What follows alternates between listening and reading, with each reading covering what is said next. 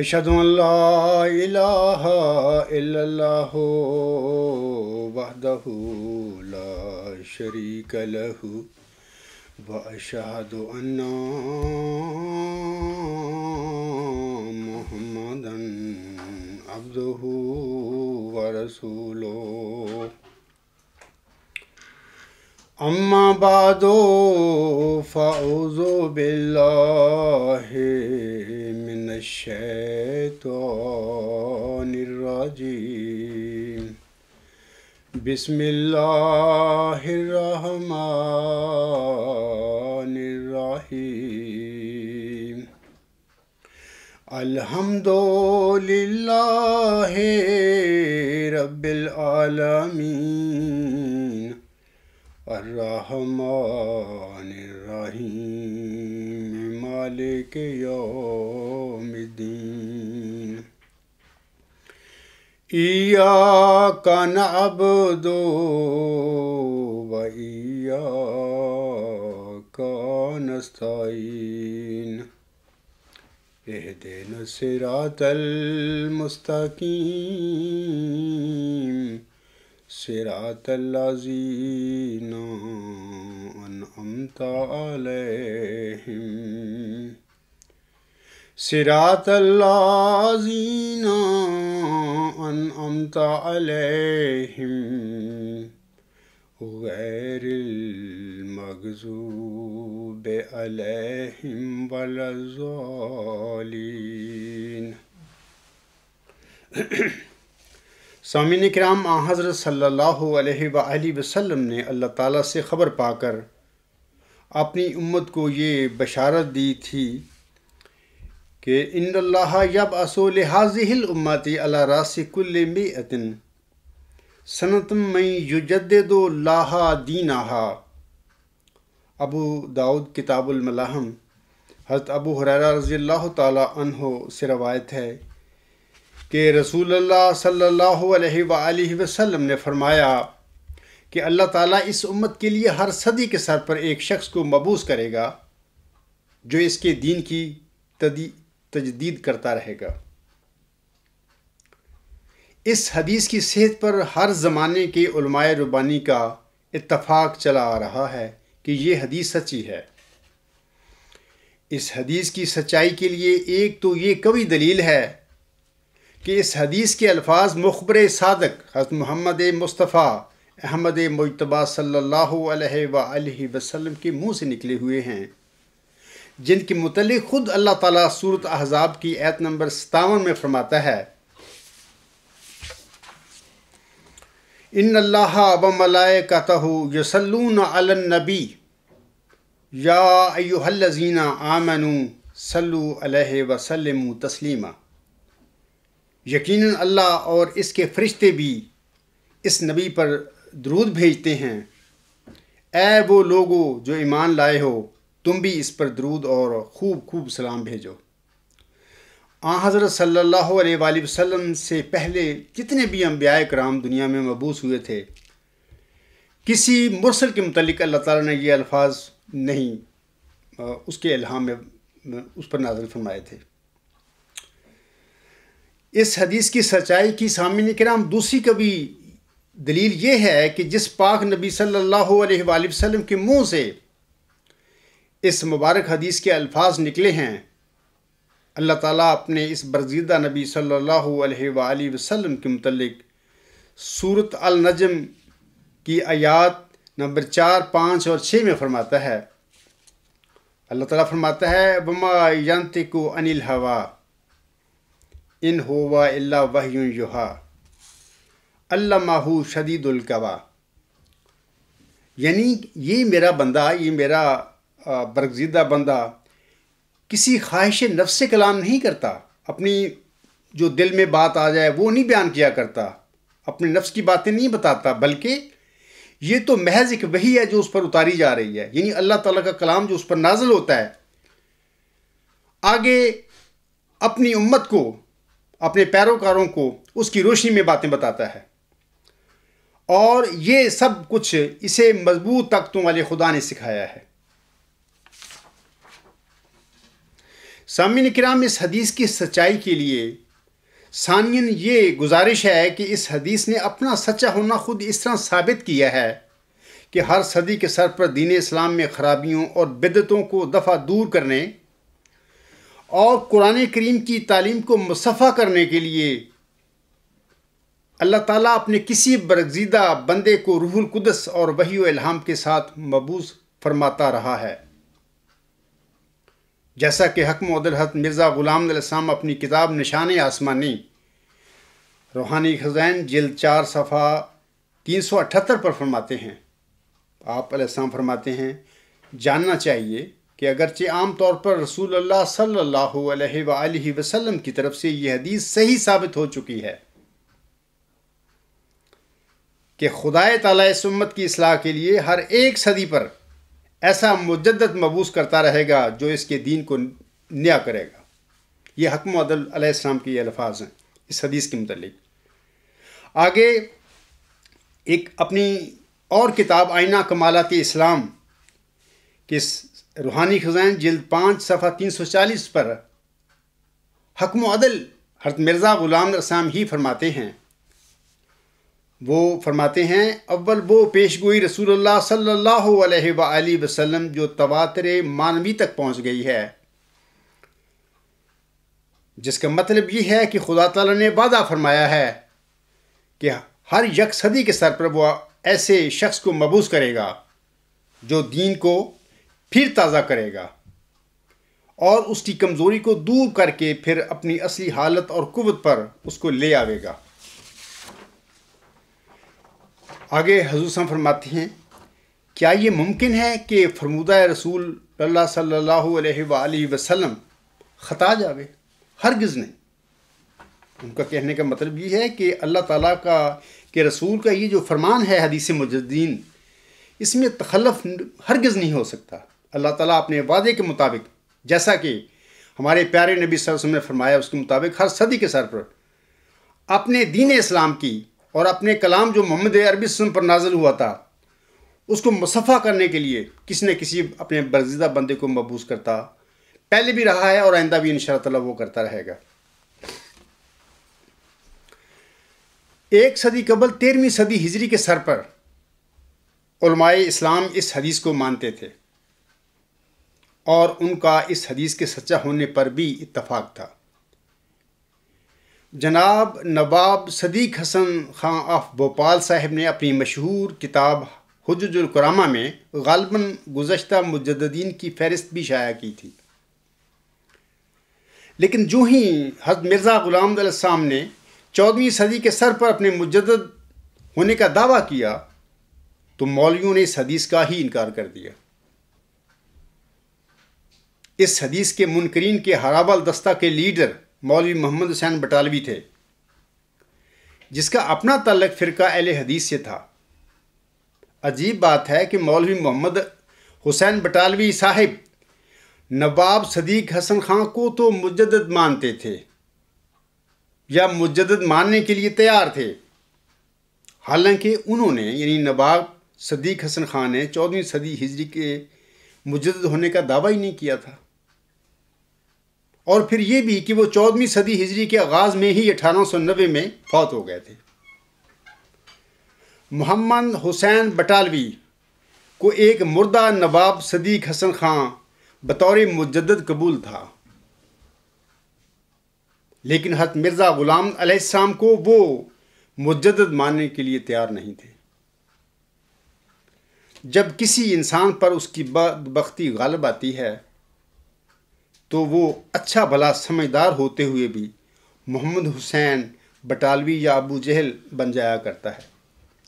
اس تمہید کے بعد اب میں اپنے خطبہ کے اصل موضوع کی طرف آتا ہوں۔ میرا آج کا خطبہ بھی میرے گزشتہ خطبہ جمعہ کا تسلسل ہے۔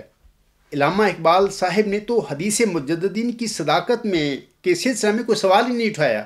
حدیث بالکل سچی وہ مانتا ہے، مجددین کی بعثت کو وہ مان رہا ہے، بلکہ صرف صدی کے سر کے بارے میں اس شک کا اظہار وہ کرتا ہے کہ میں نہیں سمجھتا کہ عین صدی کے سر پر یعنی ادھر صدی کا آغاز ہوا اور ساتھ ہی اللہ تعالیٰ کسی مجدد کو مبعوث فرما دے۔ یعنی علامہ صاحب کا یہ خیال تھا کہ ہو سکتا ہے کہ اللہ تعالیٰ کسی صدی ہجری کے سر کے شروع سے 8-10 سال پہلے ہی کسی مجدد کو مبعوث فرما دے، یا کسی صدی ہجری کے شروع ہونے کے 10-20 سال کے بعد بھی اللہ تعالیٰ اگر چاہے تو کسی کو بطور مجدد مبعوث فرما سکتا ہے 10-20 سال کے بعد۔ حدیث مجددین کے حوالہ سے سامعین کرام، علامہ اقبال صاحب کا یہ موقف حکم و عدل علیہ السلام کی تعلیمات سے متصادم نہیں ہے، اور جو نقطہ نظر حکم و عدل علیہ السلام کی تعلیم سے متصادم نہ ہو تو پھر وہ نقطہ نظر اسلام کی تعلیمات سے بھی متصادم کیسے ہو سکتا ہے؟ صدی کے سر سے کیا مراد ہے؟ سامعین کرام، نیوز نمبر 62 یعنی الغلام.com پر یہ تفصیل اس کی پڑھ سکتے ہیں کہ حضور صاحب کی نظر میں صدی کے سر سے کیا مراد ہے۔ اب میں مولوی نصیر احمد قمر صاحب کے جواب کی طرف آتا ہوں۔ آگے وہ اپنے جواب میں فرماتے ہیں، ان اللہ یبعث میں یہ بتایا تھا خدا خود کرے گا، اور خدا نے کی، 1 صدی کی نہیں، 2 صدی کی نہیں، 3 صدی کی نہیں، 13 صدیوں کی گواہی کو جھٹلا دیا، اور 14ویں صدی جس میں اقبال صاحب خود موجود تھے، انہوں نے اس مجدد کو دیکھنے کی بھی توفیق ملی، لیکن یہ بات کر کے انکار کر دیا، حالانکہ اس وقت یہی نہیں، یہ خود بھی کہہ رہے تھے کہ ایک ایسے شخص کی ضرورت ہے، یہ دور اپنے براہیم کی تلاش میں ہے۔ اور بھی بہت ساری آوازیں مختلف جگہ سے اٹھ رہی تھیں کہ زمانے میں ایک ایسے مجدد کی ضرورت ہے جو اس زمانے کے مفاسد کا علاج کرے، اور وہ غیر معمولی طور پر عظمت رکھنے والا ہوگا، کیونکہ رسول اللہ صلی اللہ علیہ وآلہ وسلم کی بعض اور پیشگوئیاں یہ ظاہر کرتی تھیں کہ یہ وہ صدی ہے جس میں عیسائیت کا صلیبی فتنہ ہے، اس نے بہت طاقت پکڑ لی تھی، یہ مجدد غیر معمولی عظمت اور شان رکھنے والا ہونا تھا۔ آگے نصیر قمر صاحب فرماتے ہیں، تو اقبال صاحب کے میں سمجھتا ہوں کہ یہ جو بات انہوں نے کی ہے یہ ہرگز درست نہیں ہے، اور ایک ایسے میدان میں انہوں نے قدم رکھا ہے جہاں پر انہیں نہیں رکھنا چاہیے تھا۔ یہ ایک دینی معاملہ تھا، رسول اللہ صلی اللہ علیہ وآلہ وسلم کے ارشاد کا معاملہ تھا۔ میں صرف یہ ان کے الفاظ ہیں، نصیر قمر صاحب کے جواب انہوں نے آصف صاحب کے سوال کے جواب میں یہ انہوں نے کہے تھے۔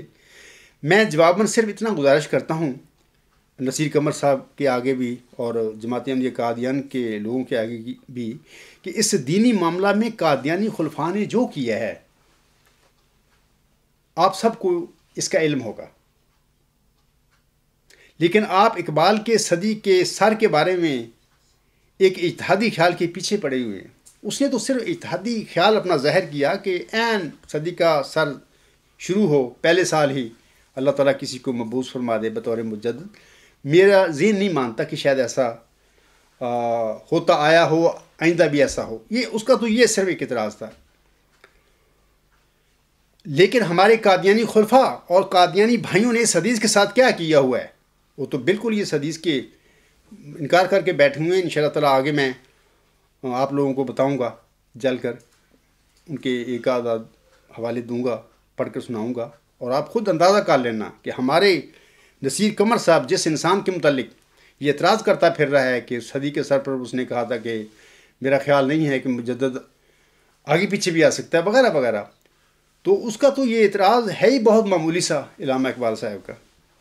آگے مولوی نصیر صاحب فرماتے ہیں، اس طرح تو آصف صاحب ہر پیشگوئی کے بارے میں کہہ دیا جائے گا کہ جی یہ تو آن حضرت صلی اللہ علیہ وآلہ وسلم نے فرمایا ہے کہ 72 فرقے ہوں گے یا 73 ہوں گے یا 1 ہوگا، ہم اس کو نہیں مانتے۔ ضروری نہیں اتنے ہوں کسی بھی پیشگوئی کے بارے میں، یہ تو پیشگوئی ہے، اگر یہ پوری ہو گئی ہے تو اس وجہ سے کہ حالات ایسا ہو گئے تھے۔ اور مغربی جو مستشرقین ہیں وہ اسی طرح کرتے ہیں کہ اسلام کی جو پیشگوئیاں پوری ہوتی ہیں ان میں یہ بات کہتے ہیں کہ وہ بدر میں کچھ اگر فتح ہو گئی یا احد میں ہو گئی یا فلاں جگہ پہ ہو گئی تو اس کے حالات یہ بن گئے تھے۔ حالانکہ خدائی وعدوں کے مطابق ہے۔ وہ جو کسی نے کہا ہے کہ فلسفی منکر حنانہ است، از حواس انبیاء بیگانہ است، خدا کے نبی کی پیشگوئی ہے، یعنی وہ اس پیشگوئی یعنی جو ہے حدیث مجددین کے بارے میں وہ نصیر صاحب بات کر رہے ہیں، خدا کے نبی کی پیشگوئی ہے، اور نبی بھی وہ جو سب نبیوں سے افضل تھا۔ اور عجیب بات ہے کہ اس کو علم نہیں نصیر صاحب کو کہ میرے خلیفے کیا کرتے پھر رہے ہیں اس حدیث کے ساتھ، اور وہ اقبال کے پیچھے پڑا ہوا ہے۔ آگے کہتا ہے کہ اور اس کے متعلق اس طرح کا ایک شک کا سایہ ڈال دیا، ایک عقلی بات چھوڑ کر یہ ہرگز درست نہیں ہے۔ ساری امت مسلمہ اس بات پہ متفق تھی اور ہے کہ ہر صدی کے سر پر رسول اللہ صلی اللہ علیہ وآلہ وسلم کی حدیث کی یہ پیشگوئی بڑی شان سے پوری ہوتی رہی ہے۔ اور ہاں 14ویں صدی کے سر پر آ کے جو ہے یہ خاموش ہو جاتے ہیں۔ اور یہ مطالبہ ڈاکٹر اقبال صاحب سے بھی کیا گیا، ان کے بھائی نے کیا ایک موقع پر کہ بھائی تم کہتے ہو 13 صدیوں کے مجددوں کو تو مانتے ہو، 14ویں صدی کا مجدد کہاں ہے؟ تو انہوں نے اس کا کوئی جواب نہیں دیا۔ اب یہ ان سب کے لیے سوال ہے، لیکن یہ جو انہوں نے شوشہ چھوڑا ہے اس کے نتیجہ میں سمجھتا ہوں کہ یہ رسول اللہ صلی اللہ علیہ وآلہ وسلم کی پیشگوئی کی توہین ہے۔ اللہ تعالیٰ کرے اور ایسے میدانوں میں انسان کو قدم رکھنے سے باز رہنے کی توفیق عطا فرمائے جو اس کا میدان نہیں ہے۔ نصیر قمر صاحب سے میں جواباً گزارش کرتا ہوں، ان کے یہ الفاظ ہیں جو میں نے ابھی پڑھے ہیں کہ خدا کے نبی کی اس پیشگوئی کی قادیانی حضرات اور قادیانی خلیفوں سے دھجیاں اڑا دی ہیں، اس کا انکار کر دیا کہ یہ حدیث ہی جھوٹی ہے۔ آگے میں بتاؤں گا آپ لوگوں کو، آگے یہ حدیث ہی وضعی ہے۔ مولوی قمر صاحب، کیا یہ رسول اللہ صلی اللہ علیہ وآلہ وسلم کی پیشگوئی کی توہین نہیں ہے؟ علامہ اقبال صاحب نے صرف صدی کے سر کے بارے میں اپنا تحفظ پیش کیا، لیکن آپ کے قادیانی خلفاء اور علماء اس حدیث کو نعوذ باللہ وضعی اور جھوٹی قرار دیتے پھر رہے ہیں۔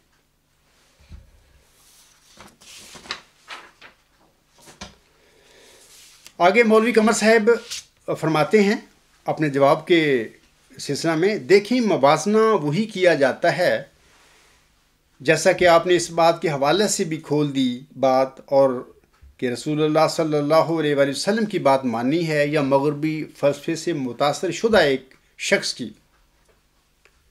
آپ لوگوں نے کیا رسول اللہ صلی اللہ علیہ وسلم کی حدیث مان لی ہے آپ لوگوں نے؟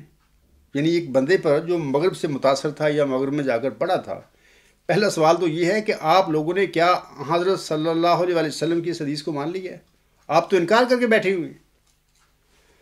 آگے وہ کہتے ہیں، ایک خود طرح شدہ فلسفے کو تسلیم کرنا ہے ایک جو مسلمان ہے، اس کے لیے تو یہ بات کافی ہونی چاہیے کہ رسول اللہ صلی اللہ علیہ وآلہ وسلم کی بات ہر شخص کی بات پر فوقیت رکھتی ہے۔ کاش کہ تم بھی یہ بات مانو، اے افراد جماعت احمدیہ قادیان، کاش تمہارے خلیفے بھی اس بات کو مانیں۔ اور پھر وہ کہتے ہیں، اور پھر بات بھی ایسی نہیں ہے کہ جس میں کوئی بھی ابہام رہا ہو۔ 13 صدیوں تک یہ پوری ہوتی رہی، 14ویں صدی میں بھی پوری ہوئی ہے۔ تو ایک ایسی عظیم الشان پیشگوئی اور یہ خدائی وعدہ تھا، اور قرآن کریم میں اس کی بنیاد ہے، کیونکہ اللہ تعالیٰ نے آن حضرت صلی اللہ علیہ وآلہ وسلم کو یہ بشارت دی تھی کہ انا نحن نزلنا الذکر و انا لہ لحافظون۔ تو خدا نے جو اسلام کی حفاظت کا ایک نظام قائم فرمایا تھا روحانی لحاظ سے، اللہ تعالیٰ خود بندے کھڑا کرتا رہا ہے، اس کو آپ جھٹلا دیں اور زید بکر اور مغرب کے فلسفے کی باتیں کریں۔ یہ اس وقت میں کہتا ہوں جو علامہ اقبال کو، اور اب تو بعض علماء بھی جو علماء ہیں نا، وہ بھی یوم اقبال مناتے ہیں، اور انہیں کو مسلح اور ریفارمر بنا رہے ہیں، اور بعض نے تو ان کو مجدد تک بھی کہہ دیا ہے، اور جو خود مجدد سے متعلق اس حدیث کو ٹھکراتے ہیں اور ان کی تجدیدی کارنامے وہ اب جائزہ لے ہی رہے ہیں۔ اب سوال یہ ہے کہ ساری زندگی مرزا طاہر اس حدیث کو جھٹلاتا رہا، اس کے وفات کے بعد اب جماعتی احمدیہ قادیان کے بعض لوگ اس کو مجدد بناتے پھر رہے ہیں۔ تم لوگوں پر اعتراض کرنے سے پہلے اپنے گھر کو بھی دیکھو، اپنے گریباں میں منہ ڈالو کہ تمہارا اپنا رویہ کیا ہے۔ آگے وہ کہتا ہے کہ میں صرف یہ عرض کرنا چاہتا ہوں اپنے تمام خاص طور پر مسلمان غیر احمدی مسلمان بھائیوں سے یہ عرض کرنا چاہتا ہوں کہ آپ دیکھیے ابھی جس طرح آپ کے سامنے بات ہوئی ہے، ایک طرف رسول اللہ صلی اللہ علیہ وآلہ وسلم کا ارشاد ہے، اس عظیم و شان پیشگوئی کے مطابق 13 صدیوں میں آنے والے مجددین ہیں، دوسری طرف 14ویں صدی میں جب مجدد ظاہر ہو گیا اس کو مانا نہیں۔ ایک ڈاکٹر اقبال صاحب نے یہ شوشہ چھوڑ دیا اور خود انہوں نے کہا کہ میں اس کو ماننے کے لیے تیار نہیں، حالانکہ میں نے گزشتہ خطبہ جمعہ میں بھی کہا تھا اور اب بھی کہتا ہوں کہ جناب احمدیہ لٹریچر میں کتاب میں موجود ہیں، ان کے بیانات موجود ہیں اور وہ گواہیاں موجود ہیں جن کے ساتھ جا کر علامہ اقبال صاحب نے قادیان میں جا کے حضور علیہ السلام کی بیعت کی تھی۔ وہ ایک الگ بات ہے کہ وہ اپنی بیعت پر قائم نہ رہ سکا، ایک کمزوری تھی اس میں، لیکن بہرحال بیعت انہوں نے ضرور کی تھی۔ یہ کہنا کہ اس نے بیعت نہیں کی تھی، علامہ اقبال نے حضرت مرزا صاحب السلام کو مانا نہیں تھا، یہ ایک جھوٹ ہے۔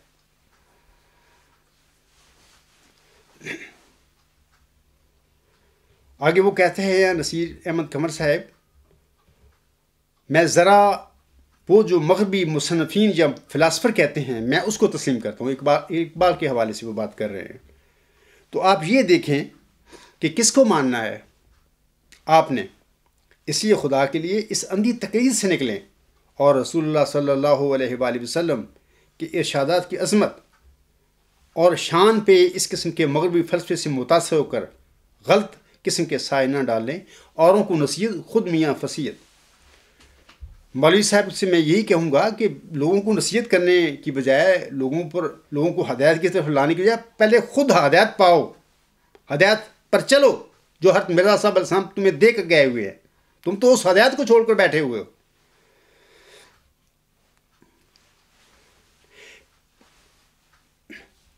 میں یہ بھی کہتا ہوں جناب مولوی نصیر احمد قمر صاحب سے کہ پہلے آپ اپنے خلیفہ مسرور احمد صاحب سے تو اس حدیث مجددین کو منوا لو، پہلے ان سے تو منواؤ۔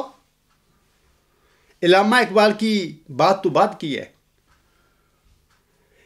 اور دوسرا یہ کہ بالکل ہمیں اللہ تعالیٰ اور نبی کریم صلی اللہ علیہ وآلہ وسلم کے ارشادات کو ماننا بھی چاہیے اور انہیں عزت بھی دینی چاہیے، لیکن کسی غیر کے بارے میں بات تو انسان تب کرتا ہے جب اپنے قائدین اللہ تعالیٰ اور اس کے رسول کے ارشادات کو مانتے ہوں یا ماننے کے لیے تیار ہوں اور انہیں عزت دینے کے لیے تیار ہوں، تب تو انسان دوسروں کی غیروں کی باتیں کرے کہ جی وہ تم ایسا نہیں کرتے، وہ ایسے کرتے ہیں۔ پہلے اپنی گھر کی تو خبر لے لو کہ وہ گھر والے جو مالک بنے بیٹھے ہیں وہ کیا کر کے بیٹھے ہوئے ہیں۔ اے احمدی اور غیر احمدی مسلمان بھائیوں، اب میں نصیر احمد قمر صاحب کے وہ جو جواب تھا اس سے ہٹ کر ایک اور بات کی طرف جا رہا ہوں۔ میں آپ لوگوں کو بتانا چاہتا ہوں کہ جس دمشقی بلا نے محمدی خلفائے راشدین کی صف لپیٹ کر اموی ملوکیت کا نظام جاری کیا تھا، اور اسی دمشقی بلا کے ایک ملوک یزید پلید جو اپنے آپ کو خلیفۃ الرسول کہلواتا تھا نے ہمارے پیارے نبی پاک محمد مصطفیٰ صلی اللہ علیہ وآلہ وسلم کی پیاری بیٹی حضرت فاطمہ رضی اللہ تعالی عنہا کی عطرت کو میدان کربلا میں ذبح کیا تھا۔ کہلواتا اپنے آپ کو خلیفۃ الرسول تھا وہ۔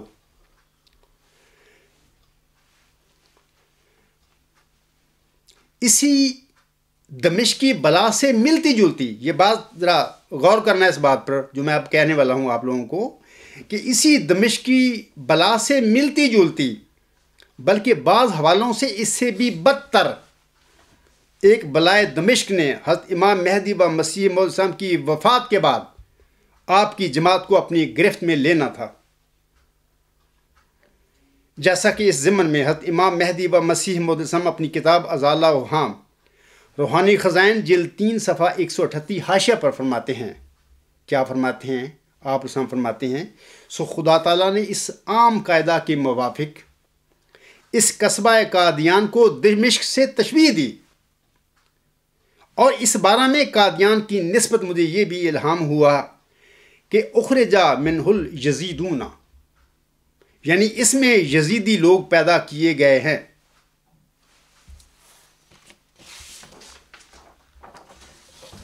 اسی طرح حضور علیہ السلام کو 9 اپریل 1907 کو ایک الہام ہوتا ہے، بلائے دمشق، تذکرہ صفحہ 603، الحکم مورخہ 10 اپریل 1907 صفحہ 2 پر یہ الہامات پڑھا جا سکتا ہے۔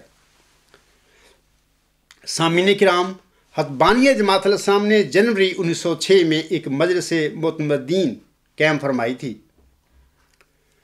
آپ علیہ السلام کی قائم فرمودہ مجلس معتمدین یعنی صدر انجمن احمدیہ، جس کو آپ علیہ السلام نے نہ صرف اپنی جانشین قرار دیا تھا بلکہ اس کی اتھارٹی کے متعلق یہ بھی فرمایا تھا، میری رائے تو یہی ہے کہ جس امر پر انجمن کا فیصلہ ہو جائے کہ ایسا ہونا چاہیے اور کثرت رائے اس میں ہو جائے تو وہی رائے صحیح سمجھنا چاہیے اور وہی قطعی ہونا چاہیے۔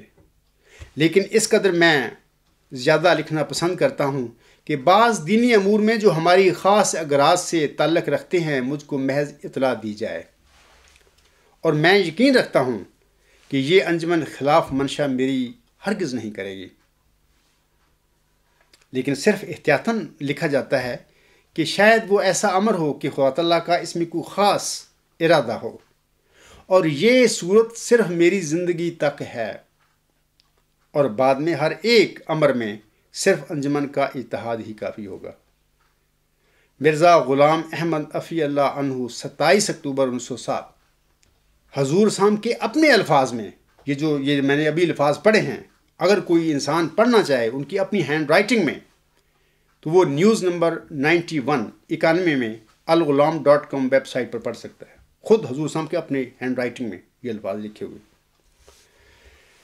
جناب مرزا محمود احمد صاحب نے حضرت خلیفۃ المسیح اول رضی اللہ تعالی عنہ کی وفات کے موقع پر اس صدر انجمن احمدیہ یا اس مجلس معتمدین کو یکسر رد کر کے، نظر انداز کر کے، عام احمدیوں میں کھڑے ہو کر بطور خلیفہ ثانی اپنا انتخاب کروایا تھا 1914 میں۔ سامعین کرام، اس طرح جناب مرزا بشیر الدین محمود احمد نے احمدی خلافت راشدہ کی صف لپیٹ کر اس کی جگہ خلافت کے نام پر اپنی خاندانی ملوکیت یا گدی کی بنیاد رکھی تھی۔ سامعین کرام، یہی نام نہاد خلافت یا خاندانی گدی وہ بلائے دمشق تھی جس کی حضرت حکم عدل کو اپریل 1907 میں خبر دی گئی تھی، اس الہام میں کہ بلائے دمشق۔ آگے میں آپ لوگوں کو ایک اور بات بتانا چاہتا ہوں کہ یہ جو بانی مبانی تھا بلائے دمشق کا، اس کے اپنے رویے کیا تھے، اس نے خود جماعت کے ساتھ احمدیوں کے ساتھ کیا کیا تھا۔ اب میں بڑے اختصار کے ساتھ ایک ایک مثال دوں گا ان نام نہاد خلیفوں کی۔ 1915 میں جلسہ سالانہ کی اپنی تقریر میں نبوت کے سلسلے میں جناب مرزا بشیر الدین محمود احمد کیا فرماتے ہیں، سنیے۔ وہ کہتے ہیں، دنیا میں جب ضلالت اور گمراہی اور بے دینی پھیل سکتی ہے تو نبی کیوں نہیں آ سکتا؟ جس وقت ضلالت اور گمراہی پھیلتی رہی ہے اور لوگ خدا تعالیٰ کو بھلا دیتے رہے ہیں اور فسق و فجور میں پھنس جاتے رہے ہیں، اسی وقت نبی آتا رہا ہے۔ اسی طرح اب بھی جب ایسا ہوگا دنیا خدا تعالیٰ کو چھوڑ دے گی، حضرت صلی اللہ علیہ وآلہ وسلم کو بھلا دے گی اور گند اور پلیدیوں میں مبتلا ہو جائے گی۔ اس وقت نبی آئے گا اور ضرور آئے گا۔ انوار خلافت، انوار العلوم جلد 3 صفحہ 124 پر ان کے یہ الفاظ پڑھے جا سکتے ہیں۔ یہاں پر میں سامعین کرام کو کہتا ہوں کہ انہوں نے یہ نہیں کہا 1915 میں کہ جناب میں خلیفہ ہوں، خلیفہ کو ہوتے ہوئے نبی کیسے آ سکتا ہے۔ انہوں نے یہ بات نہیں کہی، صرف الفاظ میں انہوں نے اقرار کیا اس بات کا کہ اگر گند پڑے گا دنیا میں، اگر دنیا کسی نبی کے لیے دنیا کی حالات تقاضا کریں گے، اللہ تعالیٰ ضرور نبی بھیجے گا۔ یہاں پر انہوں نے قطعاً اپنے خلافت کو نہیں بتایا کہ میں اگر خلیفہ ہوں، میں اس وقت خلیفہ ہوں، نبی کیسے آ سکتا ہے، وغیرہ وغیرہ۔ یہ تو نبوت کے بارے میں ان کا 1915 میں رویہ اور ان کا ایک بیان ہے جو میں نے آپ لوگوں کے آگے پڑھ کر سنایا۔ آگے سنیے۔ تفسیر کبیر جلد 9 صفحہ 319 پر لکھتے ہیں، یہ تفسیر کبیر غالباً 9 جو ہے یہ 1940 کی دہائی میں میرا خیال ہے لکھی گئی تھی، یہ اس وقت کی بات ہے۔ وہ لکھتے ہیں تفسیر کبیر جلد 9 صفحہ 319 پر ان کے یہ الفاظ ہیں، وہ لکھتے ہیں حدیثوں میں آتا ہے کہ ہر صدی کے سر پر دنیا کو ایک ہوشیار کرنے والے کی ضرورت پیش آ جاتی ہے، یعنی ایک صدی کے سر پر، اور اسلام میں اس ضرورت کو پورا کرنے کے لیے اللہ تعالیٰ ہر صدی کے سر پر مجدد بھیجتا رہے گا۔ ان مجددوں کے متعلق بھی اس آیت یعنی سورۃ القدر آیت نمبر 1 میں پیش گوئی موجود ہے، کیونکہ وہ بھی جزوی طور پر محمد رسول اللہ صلی اللہ علیہ وآلہ وسلم کے قائم مقام ہوتے ہیں، اور ایک جزوی تاریک رات میں ان کا ظہور ہوتا ہے۔ اس وقت یعنی جس وقت وہ یہ تفسیر کبیر جلد 9 صفحہ 319 پر یہ الفاظ لکھ رہے تھے، اس وقت وہ خود خلیفہ ثانی تھے۔ اس وقت انہوں نے یہ نہیں کہا تھا کہ میرے ہوتے ہوئے مجدد کیسے آ سکتا ہے، یا مجدد کی ضرورت کیسے پیدا ہو سکتی ہے، وغیرہ وغیرہ، یہ باتیں انہوں نے نہیں کہی تھی۔ آگے سنیے۔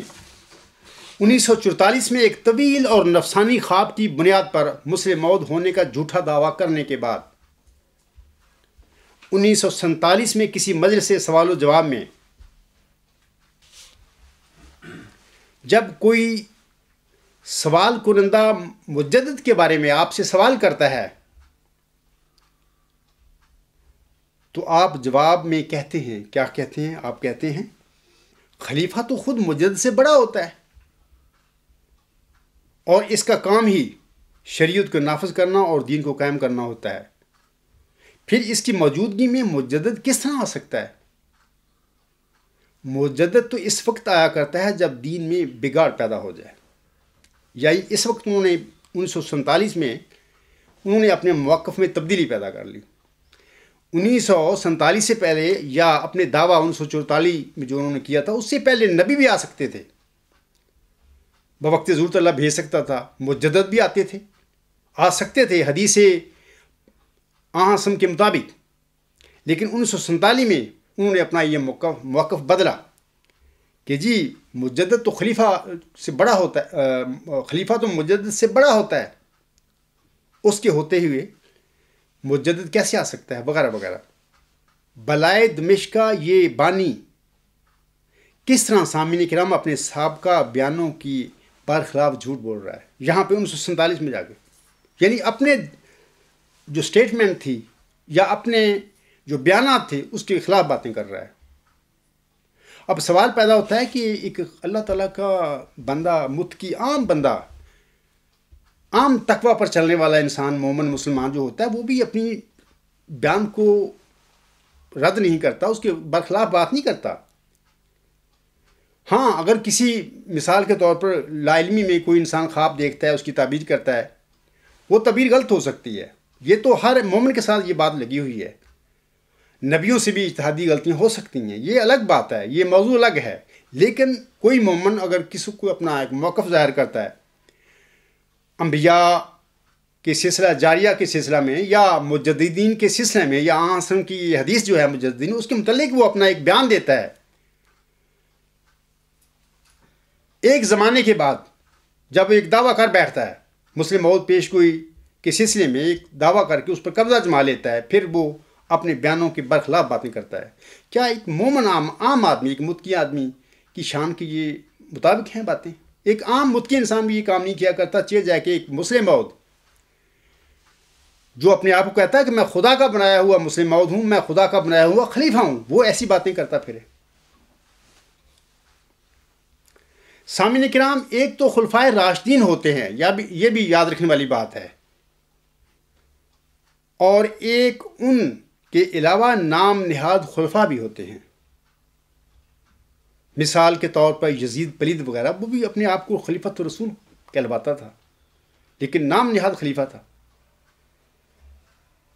اب اس کا فیصلہ کون کرے گا کہ کوئی خلیفہ باقی راشد ہے یا کہ یزید پلید کی طرح کا کوئی نام نہاد خلیفہ ہے، اس کا فیصلہ کون کرے گا؟ اس کا فیصلہ تو اللہ تعالیٰ نے کرنا ہے۔ یاد رکھیں، اگر زمین پر کسی خلافتی سلسلے کے ہوتے ہوئے اللہ تعالیٰ کسی کو بطور مجدد کھڑا کر دے تو لوگوں کو سمجھ لینا چاہیے کہ ان کی خلافتی سلسلے جو زمینی ہیں وہ خلاق شدہ ہیں، ان میں کوئی سچائی نہیں ہے، وہ غلط ہیں۔ اور پھر یہ بھی یاد رکھیں کہ آن حضرت صلی اللہ علیہ وآلہ وسلم کے بقول یہ جو انتخابی سلسلے ہوتی ہیں، یہ خلافتی جو ہوتی ہیں، خلفائے راشدین کا جو سلسلہ ہے، یہ دائمی نہیں ہوا کرتا۔ ایک محدود وقت کے لیے یہ وہ خلفائے راشدین کا سلسلہ چلتا ہے، اس کے بعد پھر ملوکیت بادشاہوں کا سلسلے شروع ہو جاتے ہیں، جیسے کہ آن حضرت صلی اللہ علیہ وسلم نے ایک حدیث میں فرمایا ہے، اور یہ حدیث احمدیہ لٹریچر میں عام شائع کی ہوئی ہے، لوگ پڑھتے ہیں۔ آن حضرت صلی اللہ علیہ وسلم فرماتی ہیں ہر نبوت کے بعد خلافت ہے اور ہر خلافت کے بعد ملوکیت ہے۔ یہ ایک آنسم کی سچی اور حکیمانہ بات ہے۔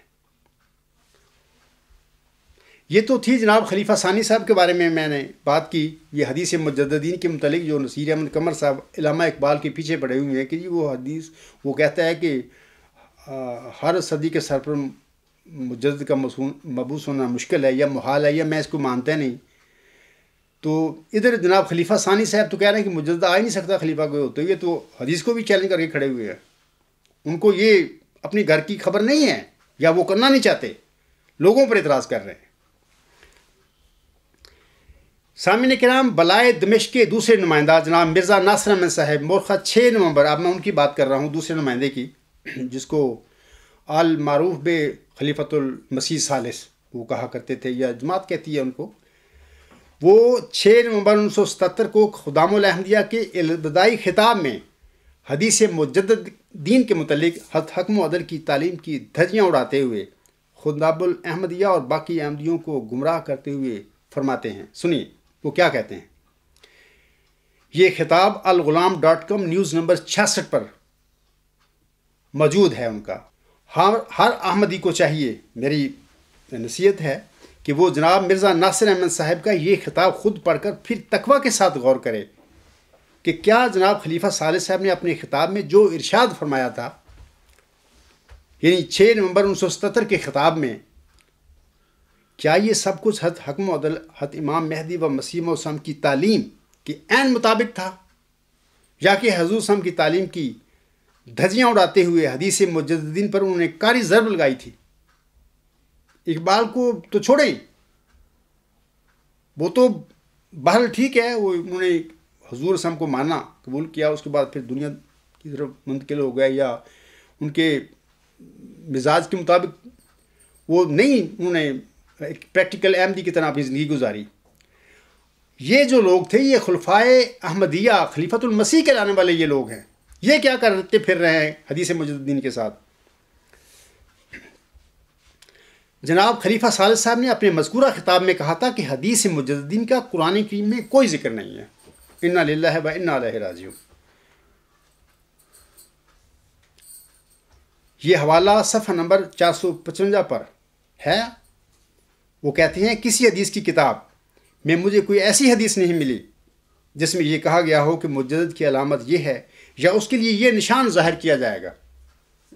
کسی ایک جگہ بھی نبی اکرم صلی اللہ علیہ وآلہ وسلم نے ایسا نہیں فرمایا اور نہ قرآن کریم میں اس کا ذکر ہے۔ دیکھو یہ صاحب حافظ قرآن تھے، یعنی خلیفہ ناصر صاحب یہ حافظ قرآن تھے، ان کے یہ کیا کرتے پھر رہے تھے؟ میں نے ابھی بھی بتایا ہے، اور مولوی نصیر قمر صاحب کے جو الفاظ پڑھے ان میں بھی انہوں نے کہا ہے کہ، اور بانی جماعت الاسلام نے اپنی کتابوں میں اپنی تصنیفات میں غالباً 20 جگہ یہ بات بتائی ہے کہ حدیث مجددین کا منبع جو مصدر ہے وہ سورۃ الحجر کی آیت نمبر 10 انا نحن نزلنا الذکر و انا لہ لحافظون وہ ہے۔ یہ شخص صاحب قرآن حافظ تھے، کیا ان کو پتہ نہیں تھا کہ میرے دادا جان نے جگہ جگہ پر یہ اپنی کتابوں میں لکھا ہوا ہے کہ حدیث مجددین کا جو منبر اور منبع اور مصدر ہے وہ سورۃ الحجر کی آیت نمبر 10 ہے، اور یہ کہہ رہے ہیں کہ اور نہ قرآن کی میں اس کا ذکر ہے، یعنی اس حدیث سے مجددین کا کوئی ذکر نہیں۔ اس سے بڑا دجل اور جھوٹ کوئی ہو سکتا ہے؟ یعنی یہ کون تھے؟ یہ خلیفۃ المسیح تھے ثالث، جو اپنے آپ کو کہلواتے تھے۔ ان کا جب یہ حال تھا، پھر جماعت احمدیہ قادیان دوسروں کو کیا حال ہو گیا؟ وہ وہاں پر وہ کہاں پر کھڑے ہیں آج ان خلیفوں کی پیروی میں؟ میں آپ لوگوں کو بتاتا ہوں، ایک عام کہاوت ہے کہ مری ایک بیماری، جانوروں کی ایک بیماری کا نام ہے۔ پاکستان میں اکثر میں بھی گاؤں میں رہا ہوں اور ذمہ دارہ سے تعلق ہے ہمارا، اور بعض اوقات یہ میں نے چیزیں دیکھی ہیں کہ یہ جو بیماری ہے اس میں جانور جو بہت مرتے ہیں، جہاں پر آ جاتی ہے وہ ویسی پھر مرتی جاتی ہیں۔ ہر جانور ہے، بھینسیں، گائیں، جانور جو ہے، مرغے، مرغیاں، سب کو مرتا جاتا ہے۔ بل پھر ایسا ایسا خود بخود ہی پھر کچھ وقت کے بعد پھر وہ کنٹرول ہو جاتی ہے خود ہی یہ بیماری۔ اسی طرح کسی وقت کسی جگہ پر مری یہ جو بیماری ہے یہ پڑ گئی گاؤں میں یا کسی جگہ پر، تو لوگوں کے بہت جانور مر گئے۔ کسی عورت نے ایک دوسری عورت سے کہا کہ بہن میری بھینس مر گئی ہے، تو وہ جس سے کہا اس نے میری بھینس مر گئی ہے، اس کا ایک مرغا مر گیا تھا، تو وہ اسے جواب میں کہنے لگی کہ تو تاں کالے چماں نوں روندیاں اتھے تاں کلگیاں والے ٹر گئے۔ یعنی اس کو اپنے مرغے کا فکر ہے، اس کا وہ نام لے رہی ہے، کلگیاں والے ٹر گئے، تو کالے چماں نوں روندی پھر دیاں۔ مقصد یہ ہے کہ نصیر قمر صاحب علامہ اقبال کے پیچھے پڑے ہوئے ہیں کہ حدیث کے وہ مجددین کے سر کا وہ نہیں مانتا۔ اس کو یہ نہیں پتا کہ میرے گھر میں میرے خلیفۃ المسیح کہلوانے والے اس حدیث پر حملہ کر کے بیٹھے ہوئے ہیں۔ وہ کہتے ہیں حدیث ہی جھوٹی ہے، یہ جعلی اور بذئی ہے۔ تو بات وہی ہو گئی نا کہ جیسے اس عورت نے کہا کہ تو تک کالے چمن روندی پھر دی ہیں، اتنے تک کلگیاں والے ٹر گئے۔ یعنی اتنے تک علامہ اقبال صاحب حدیث دے سر تے حملہ کر کے بیٹھا ہے۔ انہوں نے یہ نہیں پتا کہ ساڈے گھر کی جو ہمارے خلفاء نے کیا بنایا ہوا ہے۔ میں اللہ تعالیٰ سے دعا ہی کر سکتا ہوں ان لوگوں کے لیے کہ اللہ تعالیٰ ان لوگوں کو ہدایت دے، اور یہ جو علامہ اقبال کا جو انہوں نے پیچھے پڑ گئے حدیث مجددین کے سر کے سلسلے میں، وہ تو بیچارہ ایک شاعر آدمی، مفکر آدمی تھا۔ اس نے ایک بات اپنے انداز سے ایک حدیث کے متعلق یہ کہی کہ میرا نہیں لگتا کہ حدیث کے سر پر ایک مجدد، ادھر حدیث شروع ہو ساتھ ہی ایک مجدد اللہ تعالیٰ کھڑا کر دے۔ مطلب 5-10 سال پہلے یا بعد میں ایسے اللہ تعالیٰ کرتا چلا آیا ہوگا۔ وہ حدیث مجددین کا منکر بھی نہیں تھا، وہ بیچارہ اس کے پیچھے پڑ گئے۔ ایک اور حوالہ میں جناب حافظ قرآن خلیفۃ المسیح ناصر صاحب جو ثالث تھے، ان کا ایک دیتا ہوں، آپ لوگوں کے آگے رکھتا ہوں پڑھ کر۔ جناب خلیفہ ثالث صاحب اپنے اسی خطاب میں حدیث مجددین کو سامعین کرام بذی اور جھوٹی بھی کہتے ہیں، جیسا کہ وہ کہتے ہیں، یعنی اسی اپنے خطاب میں 457 اور 458 پر وہ کہتے ہیں ہمیں دیکھو عجیب باتیں عجیب کرتے ہیں۔ آپ جب یہ بات سننا ہے، ایک تھوڑا سا 8-10 لائنیں ہیں، کیسی باتیں محمد صلی اللہ علیہ وسلم کی کریں گے، ان پر درود بھی بھیجیں گے، بھی بڑے پیارے تھے، اندر اپنا کام بھی کر رہے ہوں گے۔ اب میں پڑھ کے سناتا ہوں، توجہ سے سننا۔ آپ کہتے ہیں ہمیں حضرت مسیح موعود سامنے جو دوسری بات بتائی اس کے مطابق غور کرنا پڑے گا۔ غور تو آپ کو کرنا پڑے گا، کیونکہ آپ کے لیے یہ بڑے مسئلہ ہے حدیث مجددین، آپ نے اس کو رستے سے ہٹانا ہے، یہ ہے آپ نے غور کرنا پڑا، آپ کو یہ غور کرنا پڑے گا۔ آپ نے فرمایا، نبی کریم صلی اللہ علیہ وسلم نے جو بھی فرمایا ہے وہ قرآن کریم کی کسی نہ کسی آیت کی تفسیر ہے۔ پھر آپ نے یہ فرمایا کہ محمد صلی اللہ علیہ وسلم کا بڑا عرفہ اور بلند مقام تھا، باقی تھا، لیکن تم لوگوں نے ان کی اس پاکیزہ کلمات پر حملے کر کے اس نبی کو تو ایک چھوٹا سا نبی بنا کر رکھ دیا ہے۔ وہ باقی بڑا عرفہ اور بلند نبی تھا، جس کے متعلق خود خدا فرماتا ہے کہ اے لوگو، اے مومنو، اس نبی پر درود بھیجا کرو، اس پر سلامتی بھیجا کرو۔ تم لوگوں نے کیا کیا اس نبی کے ساتھ؟ آگے کہتے ہیں خدا تعالیٰ سے آپ علم سیکھتے تھے، باقی سیکھتے تھے، انہوں نے خدا سے علم سیکھ کر ہی یہ حدیث مجددین امت کے آگے بیان کی تھی۔ آگے کہتے ہیں یہ تو ہم مانتے ہیں کہ آپ قرآن کریم کی کسی آیت کی اتنی دقیق تفسیر کر جائیں کہ عام آدمی کے دماغ کو اس کا ماخذ کا پتہ نہ لگے اور سمجھ میں نہ آئے کہ یہ کس آیت کی تفسیر ہے۔ آپ نے فرمایا کسی کو سمجھ آئے یا نہ آئے، یعنی حکم و عدل کے حوالے سے آپ یہ بات کر رہے ہیں۔ آپ نے فرمایا کسی کو سمجھ آئے یا نہ آئے، مگر یہ نہیں ہو سکتا کہ وہ قرآن کریم کی کسی آیت کی تفسیر نہ ہو۔ اب مان رہے ہیں اس بات کو، آگے سنیے وہ کیا کہتے ہیں۔ آگے کہتے ہیں اگر تجدید دین والی یہ حدیث درست ہے، آگے بریکٹ میں لکھا ہوا ہے اور ہے یہ درست۔ عجیب ابہام، لوگوں کے وسوسے سے شکوک و شبہات ڈالتے پھر رہے ہیں۔ یہ خلیفے ہیں، کہتے ہیں ہم خدا کے بنائے ہوئے خلیفے ہیں اور ہم مظاہر قدرت ہیں اور ہمارا سلسلہ خلافت کا دائمی ہے قیامت تک۔ یہ لوگ ہیں خلیفے، ان کو دیکھو، یہ ان کے کرتوت دیکھو ان کے۔ آگے کہتے ہیں تو یہ قرآن کریم کی کسی نہ کسی آیت کی تفسیر ہونی چاہیے، یعنی ہونی چاہیے پہ بات کر رہے ہیں، ہے نہیں کہتے۔ جبکہ بانی جماعت علیہ السلام مرزا غلام صاحب آپ کے دادا جان خلیفہ ناصر کے، وہ 20 جگہ کہتے ہیں کہ سورۃ الحجر کی آیت نمبر 10 انا نحن نزلنا الذکر و انا لہ لحافظون، اس حدیث مجددین کا منبع اور مصدر ہے۔ کیا اس صاحب جو شخص تھا، یہ حافظ قرآن تھا، کیا اس کو پتہ نہیں تھا سورۃ الحجر کی آیت نمبر 10 کا؟ مرزا غلام نصام حکم و عدل کی گدی پر بیٹھ کر بطور تیسرے خلیفہ کے یہ کام کیا کر رہا تھا؟ علامہ اقبال کا کیا قصور ہے یار؟ حدیث مجددین کے سلسلے میں اگر انہیں سر کے بارے میں کوئی سوال اٹھایا ہے تو اس میں کیا بڑی بات ہے؟ آگے وہ کہتے ہیں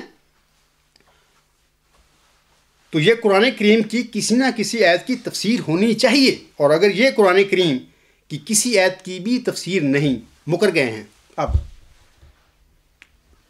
آگے بریکٹ میں لکھتے ہیں میں سمجھتا ہوں کہ یہ کہنا غلط ہوگا، یہ ضرور کسی آیت کی تفسیر ہے۔ دیکھو یہ کیا کر رہے ہیں، یہ بندہ عام آدمیوں، عام احمدی جو تھے آگے بیٹھے ہوئے اور خدام ٹائپ لوگ جو بڑے جذباتی ہوتے ہیں، نوجوان ہوتے ہیں، ان کے ذہنوں میں یہ کیا چیزیں ڈال رہا تھا بطور خلیفۃ المسیح ثالث۔ آگے کہتے ہیں تو پھر اس کو ہم یہ کہیں گے کہ یہ حدیث صحیح نہیں،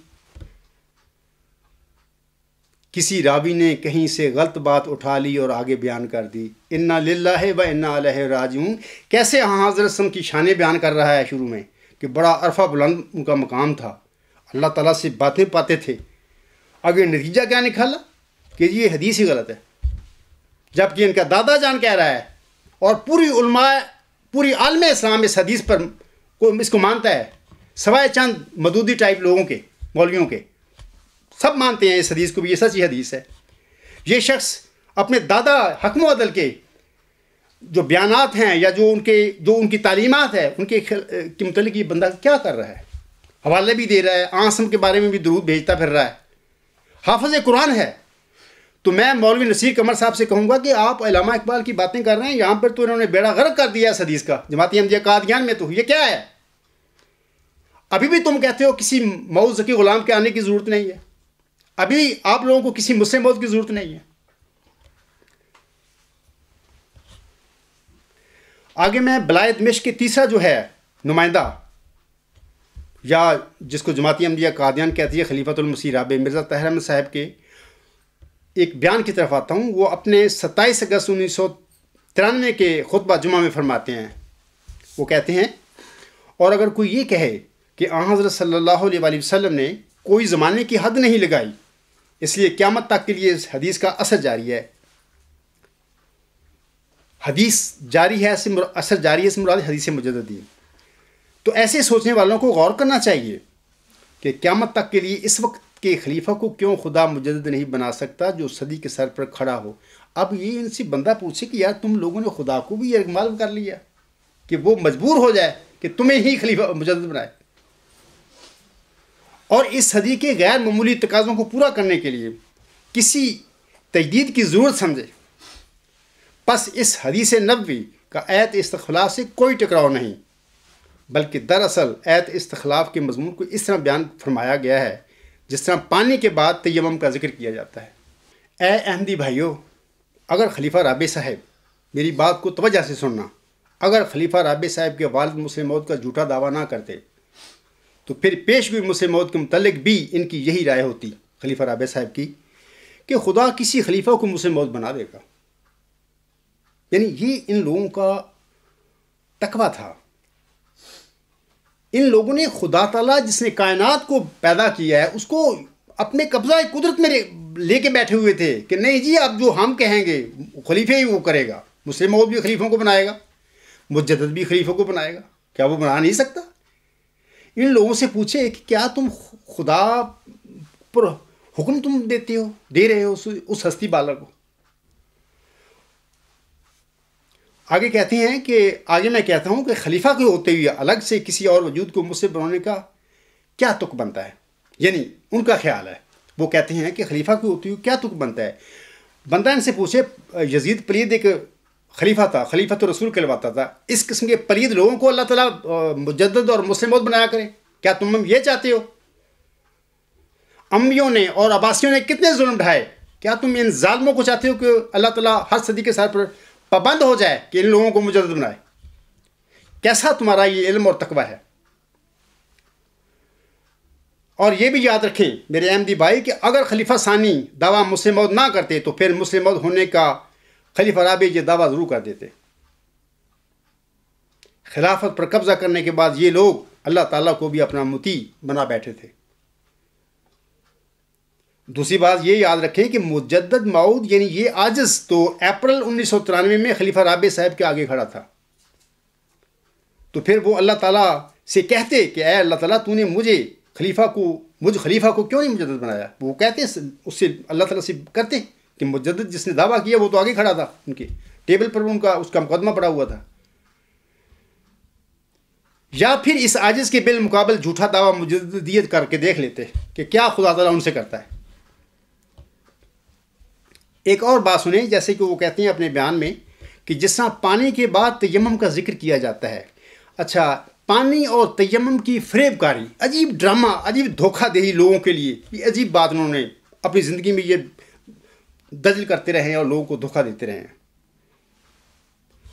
سامعین کرام, اللہ تعالیٰ نے انبیاء و مرسلین کا سلسلہ جاری کیا ہے, یاد رکھیں, اور ان پر الہامی پانی نازل ہوتا ہے, الہامی بارش ہوتی ہے ان لوگوں کے دلوں پر. یہ جتنے مجدد انبیاء و مرسلین, ان میں مجدد بھی شامل ہیں, نبی بھی شامل ہیں, محدث بھی شامل ہیں, ان کے دلوں پر الہامی پانی نازل ہوتا ہے, الہامی بارش ہوا کرتی ہے. جو پانی کا قائم مقام ہوتا ہے, یعنی الہامی پانی جو ہوتا ہے وہ عام جو پانی ہے دنیا میں جو ہم استعمال کرتے ہیں اس کا قائم مقام ہوتا ہے. یہ لوگ جب ان پر الہامی بارش نازل ہو جاتی ہے ان کے دلوں پر, یہ نفس سے خالی ہو جاتے ہیں, ان کے اندر کوئی نفس کی بات نہیں رہتی, پھر یہ الگ ہو جاتے ہیں. اور پھر اللہ تعالیٰ سے ہدایت پانے کے بعد یہ لوگ دنیا کو ہدایت دیتے ہیں. نبی کی عدم موجودگی میں لوگ یا امتیں یا جماعتیں انتخاب کے ذریعے اپنے رہنما چن لیتی ہیں. ان کو ہم انتخابی خلیفے کہا کرتے ہیں یا انتخابی خلیفہ کہہ لیں.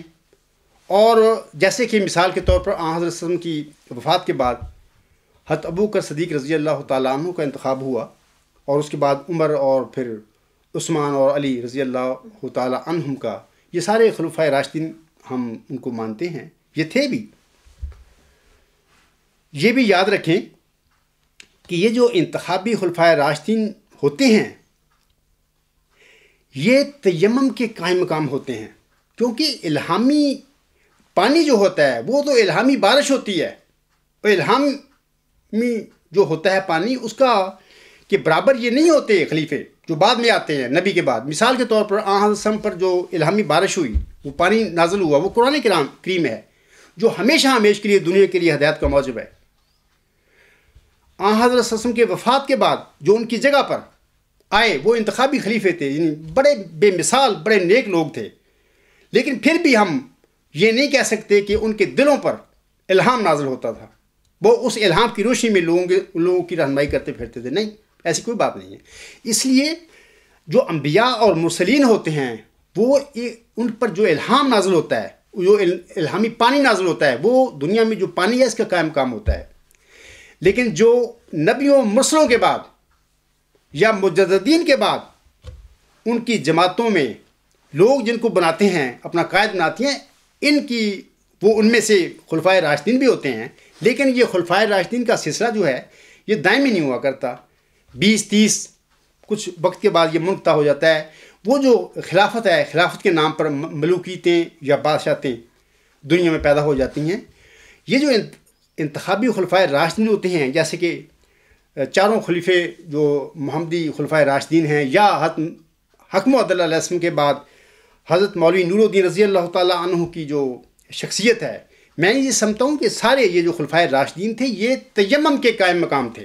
ان کو بھی ہم پانی کا درجہ نہیں دے سکتے، جو جناب یہ مرزا طاہر صاحب اور دوسرے خلیفوں نے اپنی زندگی میں جو جھوٹ بولا ہے، کیونکہ پانی کے قائم مقام وہ الہامی پانی ہوتا ہے جو نبیوں پر مرسلوں پر نازل ہوتا ہے، لیکن چونکہ اللہ تعالیٰ نے لوگوں کی آزمائشیں لینی ہوتی ہیں، ان کو دیکھنا ہوتا ہے، یذل بہ کثیرا ویہدی بہ کثیرا کے مطابق ان کی پڑتال کرنی ہوتی ہے، کون ہدایت پر چل رہا ہے، کون گمراہ ہو چکا ہے۔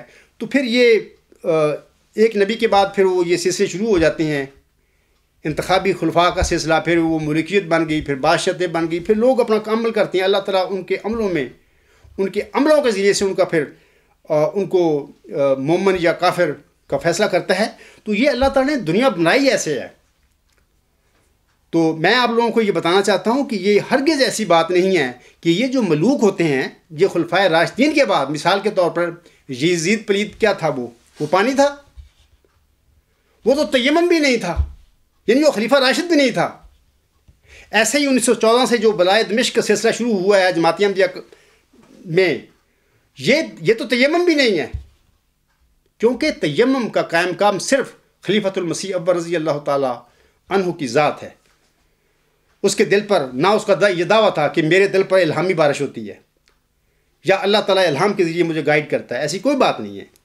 لیکن اس کے باوجود ہم یہ کہہ سکتے ہیں کہ وہ یعنی حضرت مرزا صاحب علیہ السلام کا قائم مقام تھا ایز اے تیمم کے طور پر۔ انہوں نے کبھی دعویٰ نہیں کیا تھا کہ میں آب ہوں، مرزا صاحب تیمم تھے، بلکہ اس طریقے سے لوگوں کو ان لوگوں نے گمراہ کیا ہے کہ انسان حیران ہو جاتا ہے کہ یہ مکاری میں کس مقام تک چلے گئے۔ اور ادھر ہمارے مولوی نصیر احمد قمر صاحب رونا رو رہے ہیں کہ علامہ اقبال صاحب جو ہیں وہ کہتے ہیں کہ یہ صدی کے سر پر میں نہیں مانتا، یہ کوئی بڑا مسئلہ ہی نہیں ہے۔ آگے میں بلائے دمشق کے چوتھے نمائندے المعروف بے خلیفۃ المسیح خامس مرزا مسرور احمد صاحب اپنے 10 جون 2011 کے خطبہ جمعہ میں کیا کہتے ہیں، میں بڑا مختصر سے اب ان کا ذکر کرتا ہوں۔ وہ اپنے خطبہ جمعہ کے 35 سے 37 منٹ تک کہتے ہیں کہ یعنی حدیث مجددین کے بارے میں وہ کہہ رہے ہیں کہ نہ ہی قرآن میں اور نہ ہی حدیث میں مجدد کا ذکر ملتا ہے۔ دیکھو انا للہ و انا الیہ راجعون کے علاوہ کچھ نہیں کہہ سکتا، یعنی اس کے باوجود یہ لوگ یا احمدیوں کے دلوں میں یہ بٹھایا جاتا ہے کہ مجدد کیا ضرورت ہے، خلیفہ جو ہوتا ہے، خلیفہ تمہارے خلیفوں کے ان کے یہ کام ہے۔ اب میں بلائے دمشق کے چوتھے نمائندے المعروف بے خلیفۃ المسیح الخامس مرزا مسرور احمد صاحب کے متعلق کچھ بات کرتا ہوں کہ وہ اپنے 10 جون 2011 کے خطبہ جمعہ میں کہتے ہیں، یعنی اپنے خطبہ کے 35 سے 37 منٹ تک وہ کہتے ہیں، حدیث مجددین کے سلسلے میں کہتے ہیں کہ نہ ہی قرآن میں اور نہ ہی حدیث میں مجدد کا ذکر ملتا۔ حالانکہ حدیث یہ مجددین بڑی مشہور حدیث ہے جماعت احمدیہ میں۔ حضرت مرزا صاحب تو ساری زندگی اس حدیث کو اس کی تصدیق کرتے رہے، اپنے 20 سینکڑوں دفعہ جناب مرزا مسرور صاحب یعنی خلیفۃ الخامس جس کو کہتے ہیں یہ لوگ، وہ کہتا ہے کہ نہ ہی قرآن میں اور نہ ہی حدیث میں مجدد کا ذکر ملتا ہے، جبکہ ایک آسم کی سچی حدیث جو تواتری مانوی تک پہنچ گئی وہ اسلام میں حدیثوں میں اور احمد لٹریچر میں موجود ہے، اور وہ انکار کر رہا ہے اس پر۔ کیا یہ خلیفہ ہے تمہارا؟ کیا اس بندے نے تمہیں ہدایت دینی ہے؟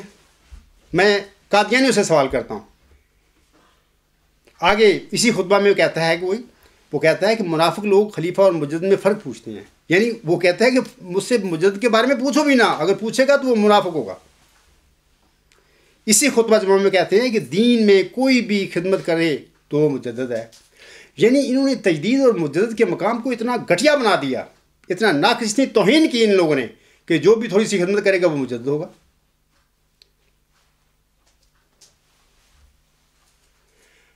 سامعین کرام، حدیث مجددین کے حوالے سے یہ ساری جھوٹی باتیں جو مرزا مسرور احمد صاحب نے اپنے خطبہ جمعہ جو 10 جون 2011 کا ہے اس میں جو اس نے کی ہیں، یہ ساری جناب مرزا ناصر احمد صاحب نے اپنے دور خلافت میں کی بھی تھیں اور احمدیوں میں پھیلائی بھی تھیں۔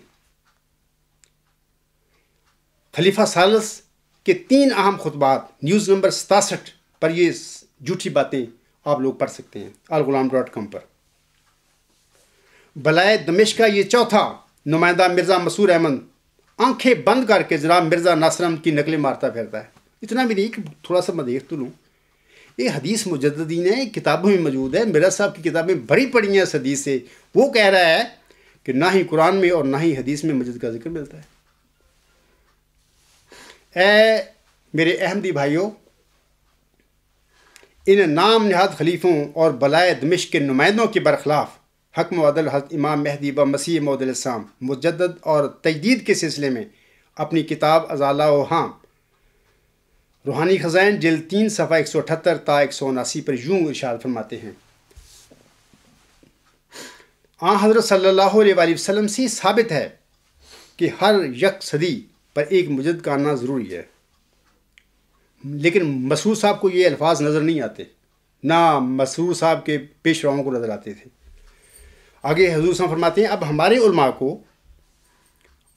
علماء کے جو بظاہر اتباع حدیث کا دام برتے ہیں، انصاف سے بتلائیں کہ کس نے اس صدی کے سر پر خدا تعالیٰ سے الہام پا کر مجدد ہونے کا دعویٰ کیا ہے۔ آگے حضور صاحب فرماتے ہیں، سنیے یہ بات بھی بڑی اہم بات ہے۔ حضور صاحب فرماتے ہیں یوں تو ہمیشہ دین کی تجدید ہو رہی ہے، مگر حدیث کا تو یہ منشا ہے کہ وہ مجدد خدائے تعالیٰ کی طرف سے آئے گا، یعنی علوم لدنیا و آیات سماویہ کے ساتھ۔ اب بتلائیں کہ اگر یہ عاجز حق پر نہیں ہے تو پھر کون آیا جس نے اس 14ویں صدی کے سر پر مجدد ہونے کا ایسا دعویٰ کیا جیسا کہ اس عاجز نے کیا؟ کوئی الہامی دعوی کے ساتھ تمام مخالفوں کے مقابل پر ایسا کھڑا ہوا جیسا کہ یہ عاجز کھڑا ہوا۔ تفکروا وتندموا واتقوا اللہ ولا تغلوا۔ میں مرزا مسرور احمد صاحب کو یہ نصیحت کرتا ہوں کہ تم ان جھوٹوں کو چھوڑ کر اللہ تعالیٰ کے مبعوث کردہ موعود ذکی غلام مسیح الزمان یعنی مسلموں کی غلامی میں آ کر اپنے خدا کو راضی کرو، اس کی فکر کرو۔ تم لوگ، آپ کو علم نہیں کہ آپ کے پیش رووں کے ساتھ آگے کیا ہو رہا ہے، جو اپنی زندگی میں خلافت کی گدی پر بیٹھ کے ساری زندگی جھوٹ بولتے رہے تھے، اور آج وہ کس حال میں ہیں، آپ کو علم نہیں ہے۔ میری بات کو قبول کر کے جہنم سے بچو، اللہ تعالیٰ آپ کو توفیق دے۔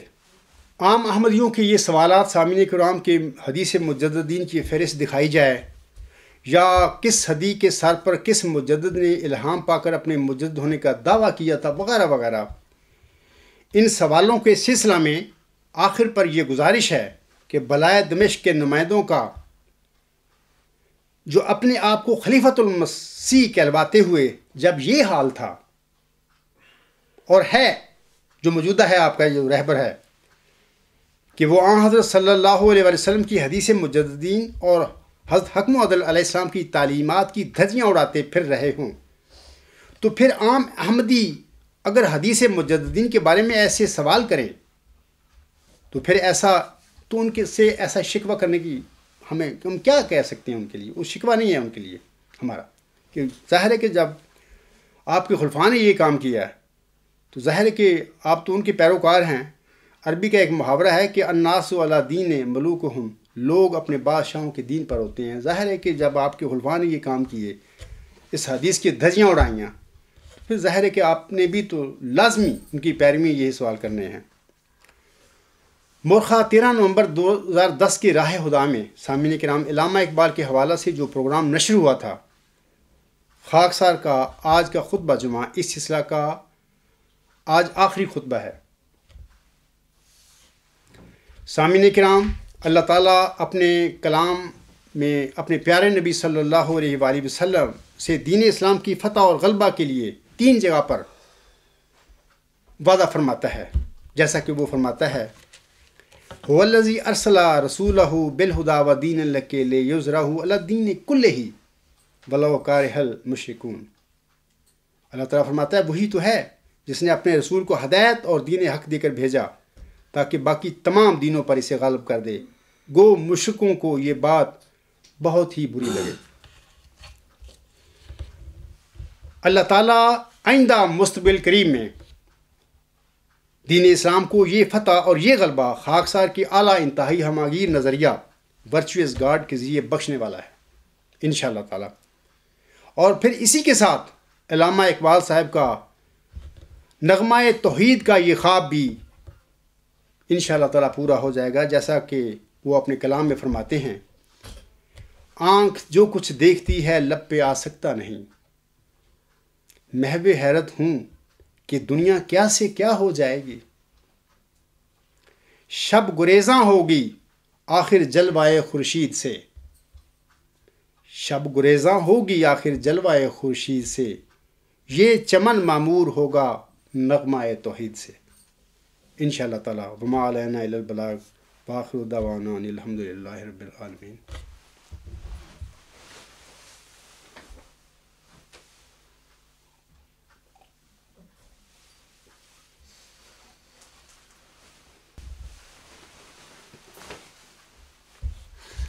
الحمد للہ نحمده ونستعینه ونستغفره ونؤمن به ونتوکل علیہ ونعوذ باللہ من شرور انفسنا ومن سیئات اعمالنا، من یهده اللہ فلا مضل له ومن یضللہ فلا ہادی له، ونشهد أن لا إله إلا الله ونشهد أن محمدا عبده ورسوله۔ عباد الله رحمكم الله، إن الله يأمر بالعدل والإحسان وإيتاء ذي القربى وَيَنْهَى عَنِ الْفَحْشَاءِ وَالْمُنْكَرِ وَالْبَغْيِ يَعِظُكُمْ لَعَلَّكُمْ تَذَكَّرُونَ۔ اذْكُرُوا اللَّهَ يَذْكُرْكُمْ وَادْعُوهُ يَسْتَجِبْ لَكُمْ وَلَذِكْرُ اللَّهِ أَكْبَرُ۔